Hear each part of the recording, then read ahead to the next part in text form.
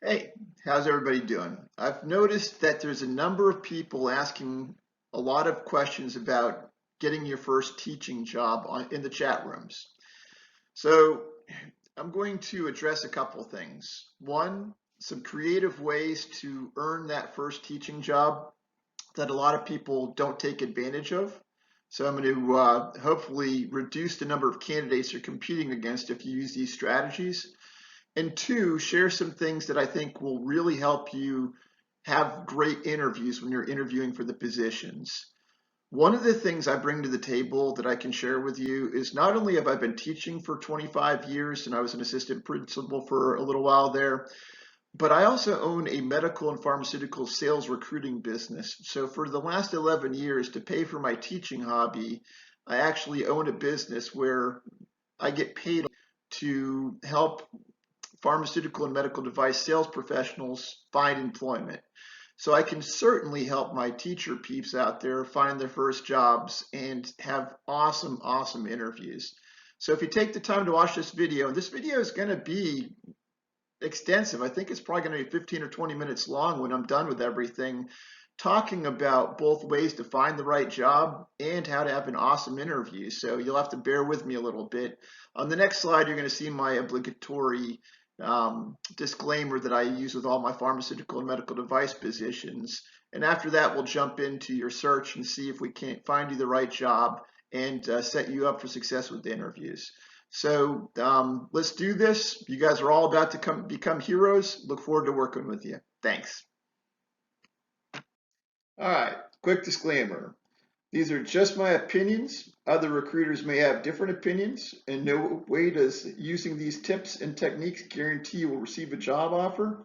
I always tell my candidates, you're the quarterback on the field. You make the call. These are just my opinions. They do not guarantee you will get the job, but they might help. Employment season. We have a very unique profession where there's actually a season where the positions come available. And that's usually in April and May. The bulk of the positions that come available in April and May when the principals decide who's coming back. They're alerted to who's retiring. So some teachers are not reappointed, some teachers retire, and the principals generate a list of what positions they have open. And then there'll be a flurry of activity. They'll post those positions to the county websites usually. So you can usually find those positions listed on the county websites. And then after the round of interviews, they may post a few more over the course of the summer. So you get some positions open the summer. And then there's another batch of positions that open up at the very beginning of the school year for teachers who've decided not to return to the profession and taken a different job, or teachers who don't show up, or additional allocations that the school receives. So your highest probability of finding a job is that April, May, June window. Then there's another opportunity over the summer, and then at the very beginning of the school year. And the ones at I've found at the beginning of the school year, it's kind of like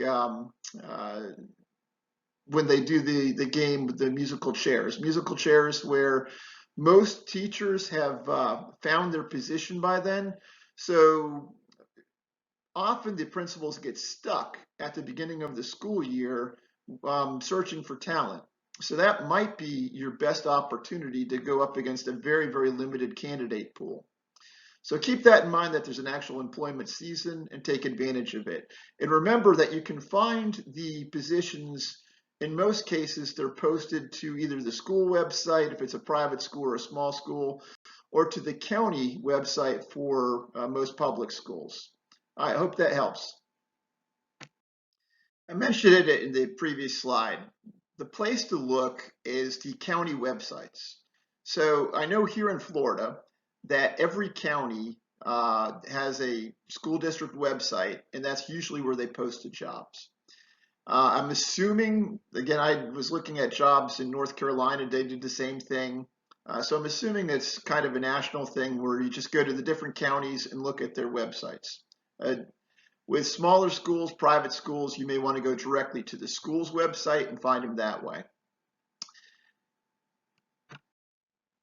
Once you determine where you want to be, what I would do is make a list of all of the counties that you're willing to work at, all of the states you're willing to work in, and then save all of those websites. When I was looking for jobs, I had several different county websites on saved, and then weekly, every Monday, I would go on and see what was open and what was not. So be strategic about that. Identify any counties you're willing to work in, any private schools you're willing to work for, and then just weekly go and check all of the websites and see what employment opportunities there are. All right. Most candidates are simply going to go to the county websites, apply to the website, and that's as far as they're going to take it. Here are some additional creative ways that you can get your foot in the door and land the job. One, and probably the most effective and most popular, is be a substitute teacher. If you do a good job as a substitute teacher, often they land jobs. My wife does a lot of substituting, and she's always being asked if she would ever consider doing it full time. Second is coaching. There's a huge need for coaches and people who are willing to do extracurricular activities. And those people willing to do those things develop powerful relationships with the students, and it can definitely lead to a teaching job. So I would definitely consider coaching or supervising extracurriculars, whether that's volunteering with the band and chaperoning or chorus or drama or any of those things where you're having constant contact with teachers, students, and administration. And that leads us into volunteering. Volunteering, same thing. If you're constantly working with students and with teachers and administration, you already have those relationships. You're no longer just a name on a piece of paper. And you have credibility, especially if you have a relationship with the students. Another thing, these two actually carry considerable power with them, is PTA and SAC. In both of those instances, you're in a position where if you're an officer, you actually have some power as to what the school's doing with funds. So you're developing relationships with the teachers, the students, administration, and to some degree, you have a degree of power. And then I mentioned chaperoning a moment ago. The other thing you can do that's not listed on here is that you can also proactively apply for positions. This is when I was exploring jobs in Raleigh several years ago. I actually sent out my resume to a number of schools that were not looking to hire and said, look, here's my skill set.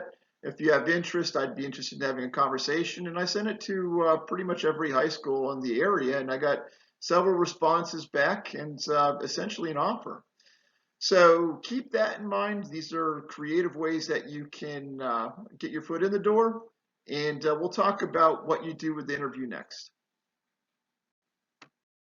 One other piece of advice that I would give you, again, to keep yourself from being a name on a piece of paper, is that if you do apply to a county website somewhere, send a introductory letter to the principal, and if you can figure out who the assistant principal is in charge of making that hire, you might want to send that person a letter as well, introducing yourself so that you stand out from the crowd and can at least secure an interview. So keep that in mind. Is don't allow yourself to be just a name and a piece of paper. Make yourself stand out. In some of the cases I just listed, you're going to be granted a courtesy interview, especially if you're in PTSA, SAC, or some position where you have some sort of power. They're not going to turn down your interview because they're, again, to be politically correct, they're going to at least grant you an interview.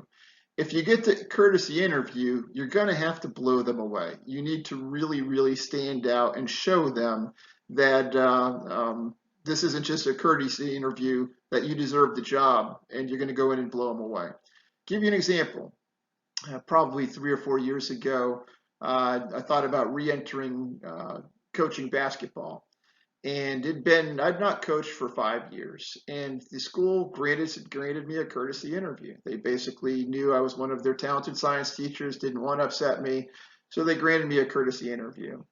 And the brag book I took in there to show them blew them away to where I ended up with the offer and took the job for a few months. And then I handed it over to my assistant coach, who I thought would be a much better fit given my schedule at the time. So I'll talk to you a little bit about what I did with that and ways that you can blow them away with your interview. So next slide, I'm going to talk about what to do when you get that interview and what it comes down to. Okay, let's crush this interview. This is what I would do if I was in the interview. The first thing I would do is take a really professional brag book. As a matter of fact, I might take multiple brag books. So for me, I have a 1-inch white 3-ring binder filled with plastic pages. And each of those plastic sleeves has things in it that I can pull out and share with people in the interview. The first page has my resumes. And so I'll take at least 5 or 6 because I never know who else might show up in an interview that I want to be able to give a resume to. So that's page 1. The next is I would have lesson plans in there so that they can see what your lesson plans look like. If you haven't taught, you might want to take some sample lesson plans from your college teaching experience. Take those with you. I also have my educational philosophy printed up and put on a plastic sleeve in there. For me personally, since I've experienced, I have my evaluations. Each evaluation for the last 24 years are all in there that I can share with administrators if I need to. For you, if you're just coming out of a college teaching program, take whatever the write-up and feedback was and have that ready to share. Again, leading to the next bullet point, which is definitely you must have some feedback, and any papers that you got that you did particularly well, put those in your brag book and take them with you. They're worth sharing and talking about. During my first teaching interview, I actually had a picture of me playing basketball on my basketball team, picture of me playing golf with Jeff Blake, because I did a charity golf tournament with Jeff Blake. He was a quarterback in the NFL at the time. And I had all these things to talk about, the different things I could coach in case it came up. News articles. When I was teaching, my first teaching interview, I did not have any news articles at that point about me. Now I've got tons of them. But I did have some scientific write-ups where I received credit for research on pygmy rattlesnakes. I've caught and tagged over 200 pygmy rattlesnakes when I was in college. So I had that scientific paper in there along with a couple of other scientific papers, and that actually was instrumental in me getting the job because they wanted this to be very hands-on and a lot of field trips. And I'm like, you know what?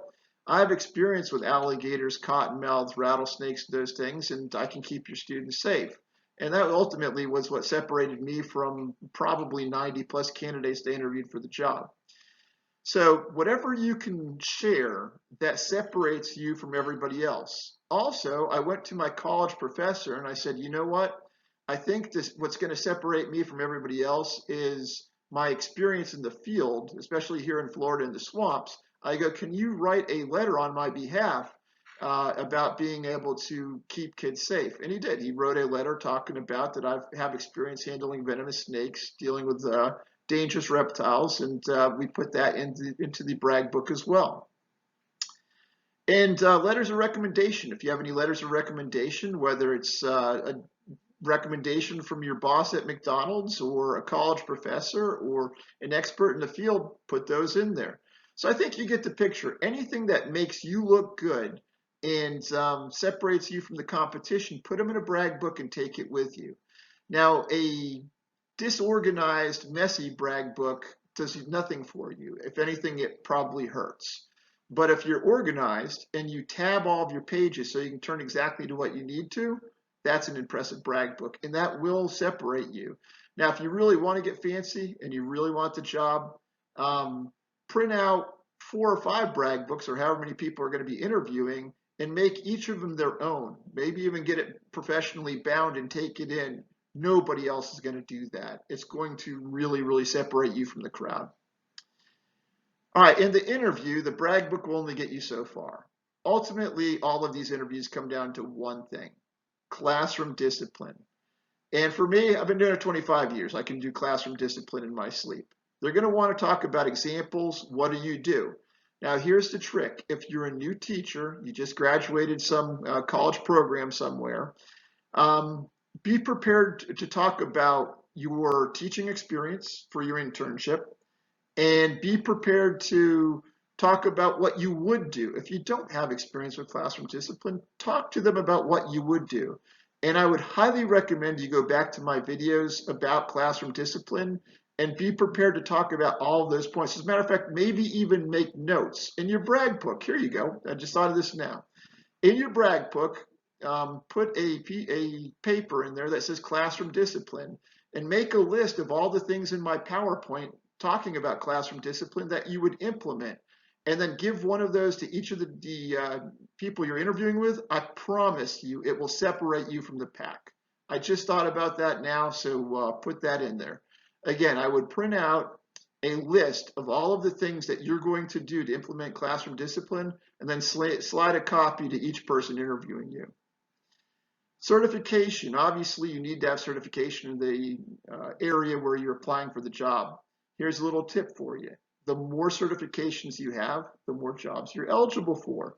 If you add ESE or gifted or ESL or any of these designations, they will increase your marketability because a lot of people won't have those things.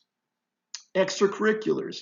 One of the reasons I put the pictures of me playing basketball and coaching golf and different things was because I wanted to be prepared to let them know I'm interested in coaching sports. Sports is important to me. And again, that helped me secure the job. And you don't have to be a coach. It can be as simple as saying, I want to be involved with the kids. It could be war gamers. It could be drama. It could be sponsoring an environmental club. There's so many different things that we need teachers to volunteer their time for. If you're a new teacher, plan on doing at least some extracurriculars, because they're going to need you to, and it could get you the job. Also, I'm going to talk about how important it is to be involved in that capacity in students' lives, because it will increase your teacher rep to where they really, really like you, and the kids will come to your aid in a lot of different ways. Accomplishments, anything you have, throw them in the brag book, even if it's not something that you think is particularly relevant. I thought that catching and tagging over 200 rattlesnakes would be relevant, and throwing the scientific paper into the brag book would be, but also when I'm talking to people in business, it's a fascinating piece most people don't have. Educational philosophy, I would have a page typed up about that. You probably did that in your internship 101. So have all of that stuff ready to go, and it will separate you from the competition for the interview. If you have specific questions, feel free to post them in the chat room below, or not chat room, the comment section below.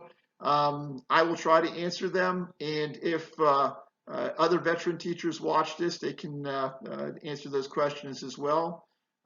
Good luck on your interview.